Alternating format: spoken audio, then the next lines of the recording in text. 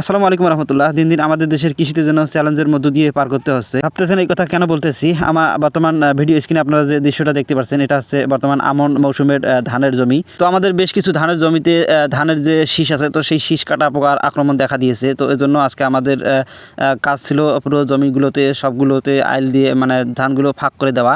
তো দেখতেই পাচ্ছেন কী পরিমাণে ধানের শীষগুলো কেটে ফেলেছে, যে দেখেন পুরোপুরি এভাবে অনেকগুলো ধানের জমিতে এভাবে কেটে ফেলতেছে। তো এজন্য আমি আজকে সারাদিন আমাদের যে ধানের জমিগুলো আছে সেই জমিগুলোতে সুন্দরভাবে এভাবে ধানের মাঝখান দিয়ে মানে যাতে আমাদের কীটনাশক দেওয়ার জন্য যে একটা প্রসেস, সেই প্রসেস তৈরি করে নিতেছি আর কি। তো এভাবে সারাদিন তৈরি করে নিয়েছি, কারণ এভাবে না নিলে ধানের যে ড্রাম কাঁধে করে নিয়ে ওষুধ দেওয়া লাগে, সেই ওষুধটা দিতে অনেক সমস্যা মানে হতে হবে আর কি। এভাবে দিলে অনেক সুন্দরভাবে ওষুধ দেওয়া যাবে। তো পুরোপুরি এভাবে আমাদেরকে বেশ কিছু ধানের জমি আছে, সেই ধানের জমিগুলো এভাবে সুন্দরভাবে নাড়া করে দিয়েছি। এবং পাশাপাশি যে ধানের যে গাছের মধ্যে যে ক্ষয় ফোটা হয়ে থাকে, এটাকে লক্ষ্মীর গু বলা হয়, রোগের বৈজ্ঞানিক নাম।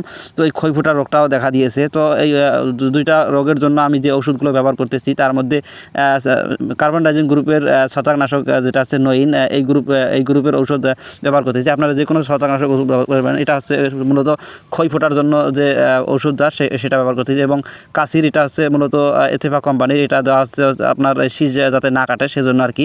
তো মূলত আমি সব জমিতে আজকে বেশ কিছু জমি ফাঁক করে দিয়েছি, সেই জমিগুলোতে কিছু কীটনাশক ব্যবহার করব। তো এর জন্য আগে সুন্দর করে ছত্রাকনাশক ওষুধটা ভালোভাবে মগের মধ্যে গুলিয়ে নিয়ে তারপরে ড্রামের মধ্যে ঢেলে আবার সুন্দরভাবে পানি দিতেছি। এবং কিছু যে কাশির যে কীটনাশকটা আছে সেটা সুন্দরভাবে প্রতি 16 লিটার পানির জন্য তিন কাক করে নিয়েছি। তো এভাবে দিয়ে তারপরে সুন্দরভাবে জমিতে স্প্রে করে দেবো আর কি, এবং পানি ভালোভাবে ভরিয়ে নিতেছি। তো আসলে মূল বিষয় হচ্ছে বর্তমান সময়ে আসলে কীটনাশকের ব্যবহার না করলেই যেন নয়। দিন দিন আসলে ধান কাটার আর বেশ কিছুদিন পরেই ধান কাটা যাবে, তো তার মধ্যেও যেন কীটনাশক ব্যবহার করতে হচ্ছে। আসলে বর্তমান সময়ে কৃষি কাজ করা যায় খুব একটা চ্যালেঞ্জের মধ্য দিয়ে পার করতে হচ্ছে আর কি। তো এই ওষুধগুলো দেওয়ার নিয়ম হচ্ছে বিকেলবেলায়, কারণ বিকেলবেলায় দেওয়ার কারণটা হচ্ছে এই পোকাটা রাতের মধ্যে উপরে ওঠে, শীষগুলো কাটে। এজন্য এই ওষুধটা বিকেলবেলায় দিলে তাহলে রাতের মধ্যে সেই ওষুধটা ভালো কার্যকর হয়।